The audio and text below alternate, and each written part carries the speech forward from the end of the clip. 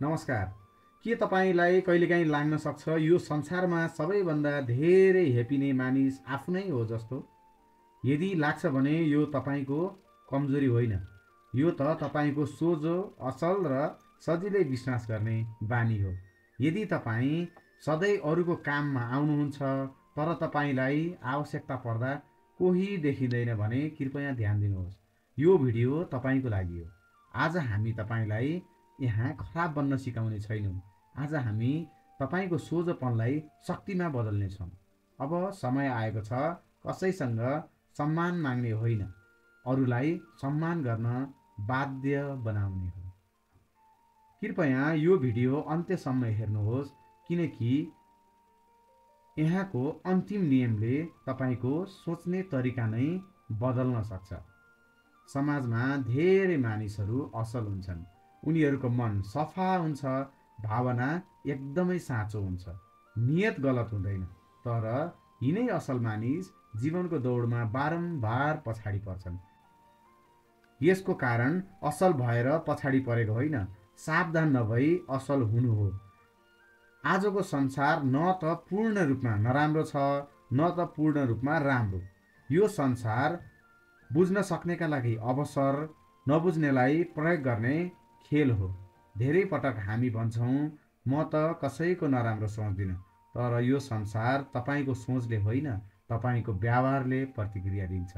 यही कारणले आज हामी 10 यस्ता सुनौला र व्यवहारिक नियमहरू तपाईँको सामु राख्दैछौँ जसले तपाईँलाई कमजोरबाट अत्यन्तै शक्तिशाली बनाउँछ।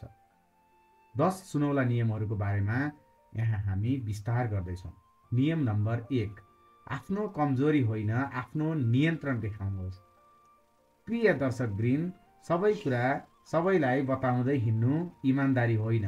आफ्नो पीडा, आफ्नो डर, आफ्नो योजना सबैसँग बाँडेर सुरक्षित हुने पनि होइन। कहिलेकाहीँ मौन रहनु सबैभन्दा ठुलो सुरक्षा हो। याद राख्नुहोस्, जो धेरै बोल्छ उसलाई सबैले सजिलै पढ्न सक्छन्। जो मौन रहन्छ ऊ अरूको अनुमानभन्दा बाहिर रहन्छ। नियम नम्बर 2, सधैँ बोल्ने होइन, सही समयमा बोल्ने बानी बसाल्नुहोस्। कम शब्द बोल्नु कमजोरी होइन, तर गलत समयमा बोलेको एउटा शब्दले मान्छेको वर्षौंको सम्बन्ध बिगार्न सक्छ। त्यसैले बुद्धिमान मानिस धेरै बोल्दैन, ऊ सही क्षण चिन्छ र मात्रै बोल्छ। यस्ता मानिसहरू कहिले चुप लाग्छन् भने कहिले बोल्छन्। यही नै शक्तिको संकेत हो। नियम नम्बर 3, आत्मसम्मान अरूबाट होइन आफैबाट सुरु हुन्छ।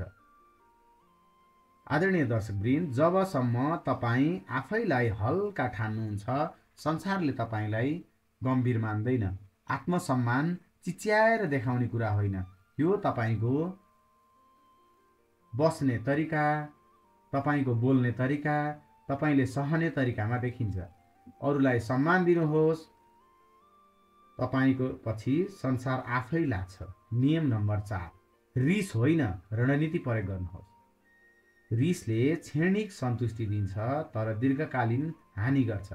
रिसाएको मानिस आफ्नै हातले आफ्नो शक्ति बाहिर फाल्ने गर्दछ, तर शक्तिशाली मानिस कहिले रिसाउँदैन, उसले रिस नियन्त्रण गर्छ।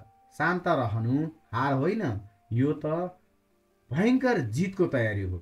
जसरी बाघले शिकारको लागि सही मौका पर्खेर बसेको हुन्छ। नियम नम्बर 5, स्वार्थलाई गाली नगर्नुहोस्, बुझ्न सिक्नुहोस्। संसार स्वार्थी छ भनेर गुनासो गर्नु सजिलो छ, तर को मानिस के को लागि स्वार्थी भएको हो त्यो बुझ्न अत्यन्तै आवश्यक छ। स्वार्थ बुझ्नुभयो भने तपाईँ प्रयोग हुनु हुँदैन, तपाईँ सजग हुनुहुन्छ। सजग मानिस कहिल्यै पनि अन्धो हुँदैन। नियम नम्बर 6, धैर्य राख्नुहोस् तर सहनशीलताको दुरुपयोग हुन नदिनुहोस्। धैर्यता मानिसको अर्को महत्त्वपूर्ण शक्ति हो, तर सीमा बिनाको धैर्यतालाई एकदमै ठुलो कमजोरी ठानिन्छ। बारम्बार सहनु महानता होइन, कहिलेकाहीँ स्पष्ट रूपमा होइन वा मिल्दैन भन्न पनि आफ्नो आत्मसम्मान हो। नियम नम्बर 7, सोचेर बोल्नु बुद्धिमानी हो, तर आवश्यक परे स्पष्ट बोल्नु साहस हो। सधैँ चुप लाग्नु समस्याको समाधान होइन, कहिलेकाहीँ स्पष्ट शब्दबाट नै सम्मानको सुरुवात हुन्छ। डरले चुप लाग्नु भनेको शान्ति प्राप्त गर्नु होइन, यो त आफूमाथिको दबाव बढाउनु हो। नियम नम्बर 8, आँखामा आँखा होइन, आत्मविश्वास जुदाएर कुरा गर्नुहोस्। कोही मानिस भित्री रूपमा आत्मविश्वास बिना केही कुरा सत्य बोलेको भए पनि त्यो एकदमै कमजोर सुनिन्छ। तर जब तपाईँ आफैमा अडिग भएर बोल्नुहुन्छ, त्यो शब्द आफैमा वजनदार हुने गर्छ। त्यसैले आत्मविश्वासका साथ बोल्नुहोस्। नियम नम्बर 9, असल हुनुहोस् तर आफूलाई प्रयोग हुन नदिनुहोस्। असल मानिसको सबैभन्दा ठुलो शत्रु उसको असीमित सहनशीलता हो। आफ्नो लागि निश्चित सीमा बनाउनुहोस्, अन्यथा सीमाविहीन असलपन सम्मान होइन, अरूको उपयोगको साधन बन्न सक्छ। नियम नम्बर 10, यो सबैभन्दा शक्तिशाली नियम हो। आफ्नो सीमा अरूले होइन, तपाईँ आफै निर्धारण गर्नुहोस्। आफ्ना लागि सीमा बनाउनुहोस्। तपाईँले बनाएको सीमा कसैको लागि स्वार्थ होइन, आफ्ना लागि आत्मसुरक्षा हो। तपाईँले आफ्नो सीमा नतोकेसम्म तपाईँको मूल्य संसारले तोक्नेछ।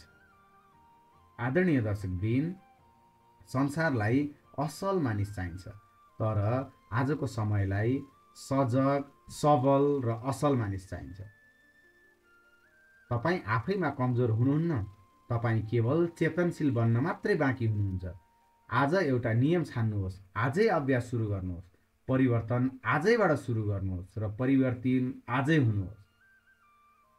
यदि यो भिडियोले तपाईँको सोच छोयो भने लाइक गर्नुहोस्, सेयर गर्नुहोस्। सायद तपाईँको एउटा सेयर कसैको जीवनको अत्यन्त सुन्दर मोड बन्न सक्छ। सोच दर्पण च्यानल हेर्नुभएकोमा तपाईँलाई धेरै धेरै धन्यवाद।